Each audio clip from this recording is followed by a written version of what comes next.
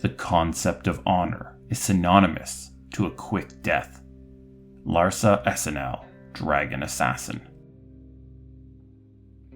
Welcome, humble adventurers, to my realm of knowledge and mystery. Here, in my cursed library, are endless tomes and scrolls on the darkest and evilest foes in all the realms, be they from Dungeons & Dragons, Pathfinder, the many worlds of darkness, or any realm in between. Welcome to the Dastardly Decimal System. I'm your caretaker of the corrupt, the librarian, Castor Cain, and supervising as always is Vega the cat.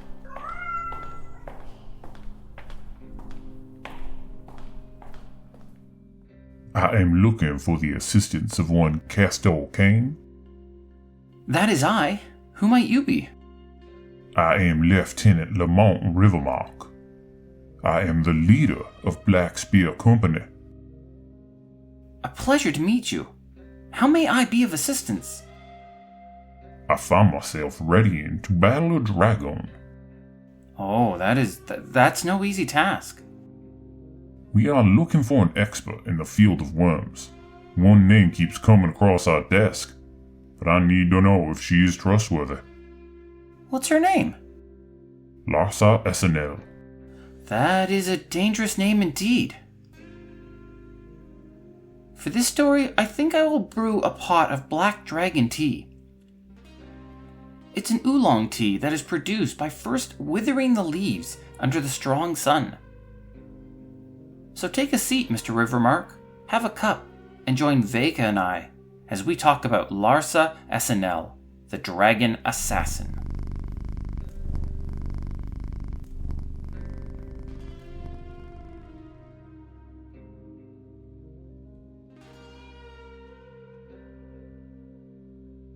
Larsa Essinel is a striking half-elf woman. She would be considered beautiful if it weren't for her stern eyes.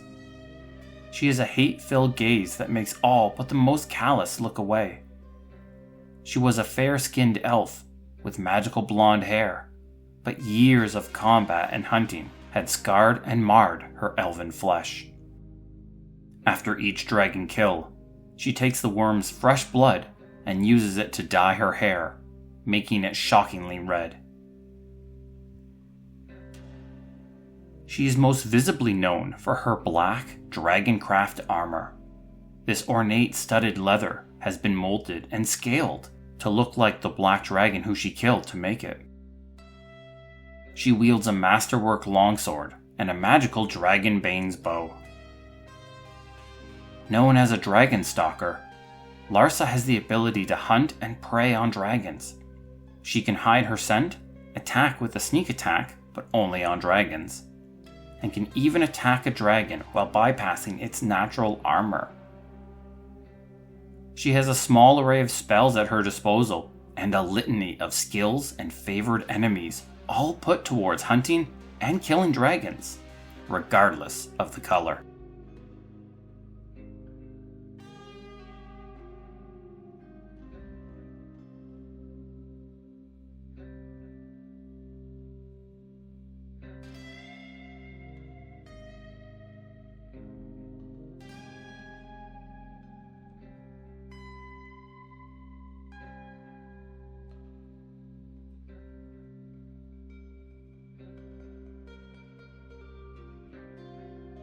At the edge of a deep, nameless forest, there exists a small, secluded elven town. It was normally ignored and left alone, until a greedy green dragon decided that he wanted it. He added it to his verdant empire, and sent in an army of human mercenaries to claim it. The mercs attacked the village, killing and slaughtering any who resisted. Then, when the village had surrendered, the mercenaries forced themselves onto the women of the village. An elven woman had barely survived the dragon's attacks. She suffered at the abuse from the humans, and 9 months later, she gave birth to a half-elf daughter. This was Larsa Essinel.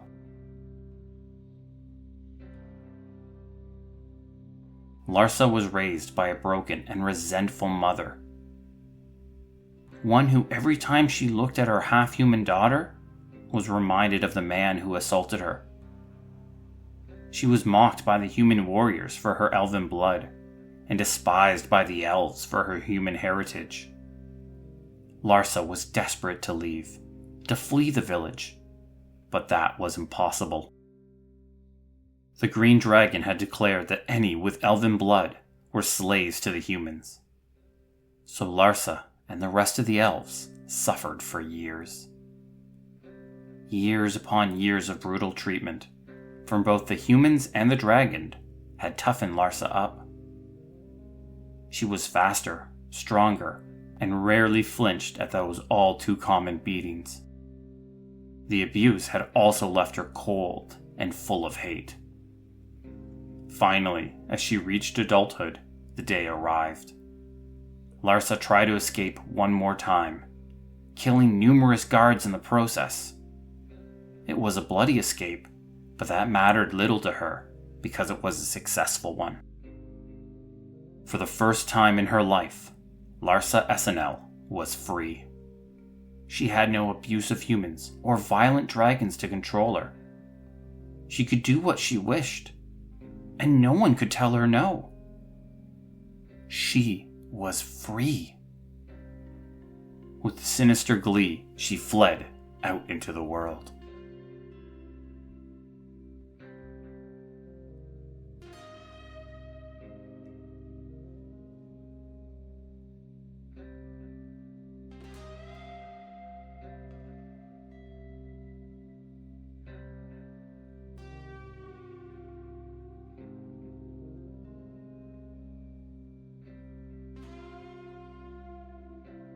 Alone in the world, Larsa began to train and allowed her skills to grow alongside her hate. Dragons and humans, she loathed them both, and she used that hate to become a highly skilled dragon killer. She would follow any rumor of dragons in order to hunt them down. She cared not for the color or their alignment. If they were a dragon, they were due to die. She spent years learning of their strengths and, more importantly, of their weaknesses.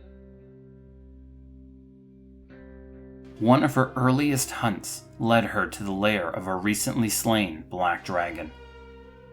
The horde had been thoroughly looted, and all that remained were an overlooked pair of twin younglings. Overcome with disgust, Larsa quickly notched a few arrows and let loose. She quickly killed one and wounded the other. She bound and gagged the wounded male youngling before skinning his twin sister right before her eyes. This youngling's corpse would make up her infamous armor. Since then, she has kept the male by her side. She named him Slist, an elven slur for worm. She kept the male not for any guilt or friendship. Instead, she wanted to learn everything she could from him, torturing him for any knowledge of his kind. Slist's mind had broken.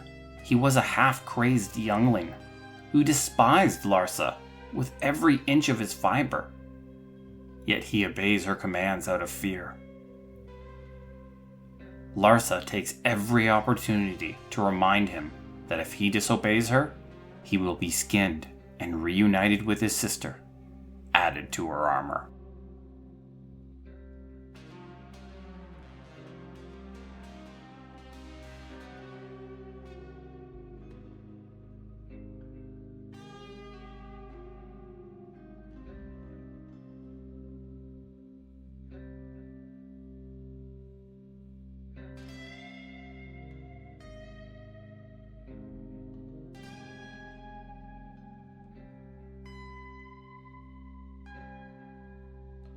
Larsa only travels with Slist and her dire bat companion called Wormblood.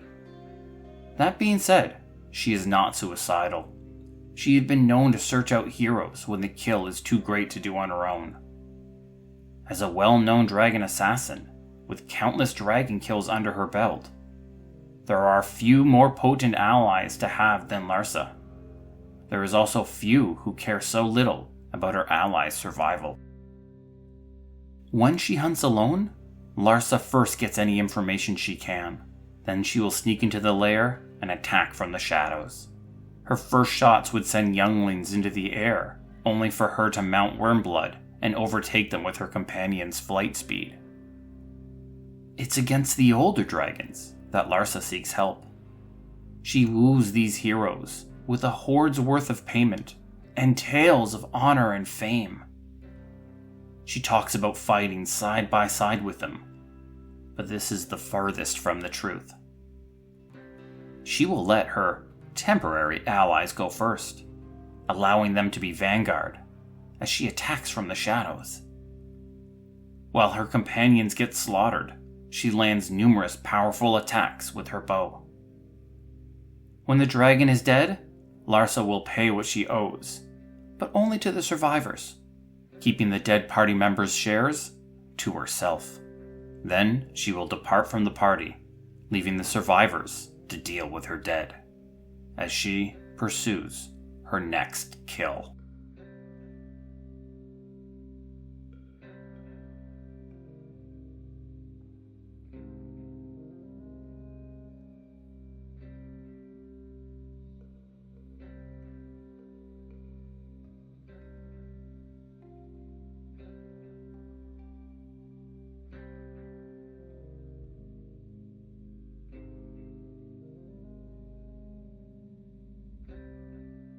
Larsa is a violent woman, and her personality reflects that.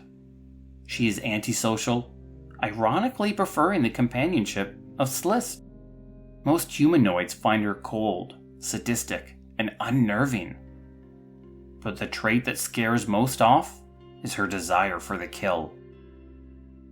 This goes beyond simple hate or revenge. Larsa's desire to kill is her core trait. It drives her, feeds her, and she craves it. It has morphed into a sadistic form of lust, an unbridled desire that gives her euphoria and satisfaction with each kill. While she gets this from any dragon, there's one death she lusts for above all others. Larsa's goal is to return to her hometown and slaughter the evil green dragon. She lusts for this not out of any sentimentality, or a desire to be a hero of her hometown, or even a desire to free her mother or the innocents. No.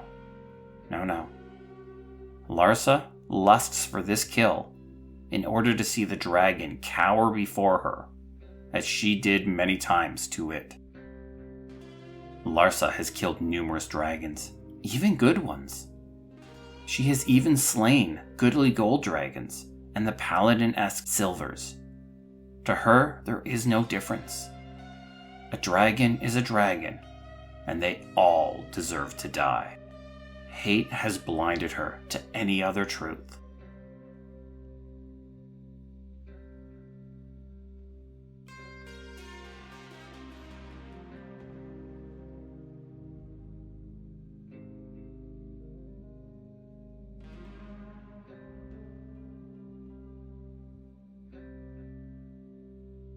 Her hate has blinded her to any other truth. It has made empathy impossible. And without empathy, we lose the part of us that makes us good and decent. All things said, I think we should pass on her. There are few better at slaying dragons, but at least now you know what you're getting into. How about you? Why don't you join us, Mr. Cain? You've got the know-how. I'll give you a share and a half for your intellect. No. My dragon days are long past. But why is it a soldier like yourself speaks like a pirate? Now that would be a story for a different day, Mr. Cain. That's fair. Many thanks for your assistance. The pleasure is all mine. Join me again in my library for more stories and lore, about the darkest villains from the darkest realms. This has been the Dastardly Decimal System, and once again, I'm your librarian, Castor Cain. And with me as always is Vega the cat.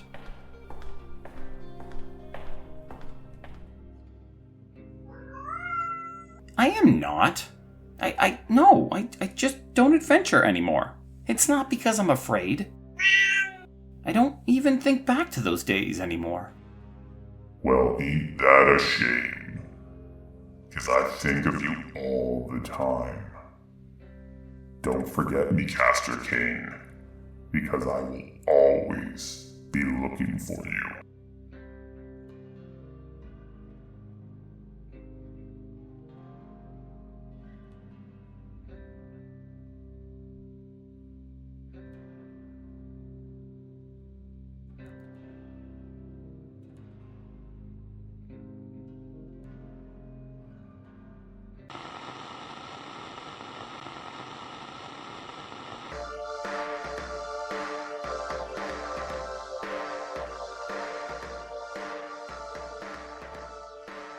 Do you love the Dastardly Decimal System and want to support us? Check out our new Patreon. Members will get access to show notes, official artwork, our new bonus episode series called Cleaning Up After Tea Time, and of course, plenty of cat pics of Vega voice actors Vash and Zid. You'll even be able to suggest a topic for future episodes. Check it out at patreon.com/Dastardly Decimal System. If you're not financially able and still want to support us, suggest the show to a D&D loving friend. It really helps us get noticed. The Dastardly Decimal System can be found on Twitter, Instagram, Facebook, TikTok, and BlueSky at DD System Podcast. That's Delta Delta System Podcast. Drop us a message and say hi. Vega always loves the attention. This podcast was produced by Midnight Reading Audio, a division of Midnight Reading Publishing. The voice of Castor Cain is Larry Gent. The voice of Vega is provided by my cats, Vash and Zid. Larsa Essinel came from Dungeon Magazine, issue 118. Written by F. Wesley Schneider. Thank you, and have a wonderful, wonderful day.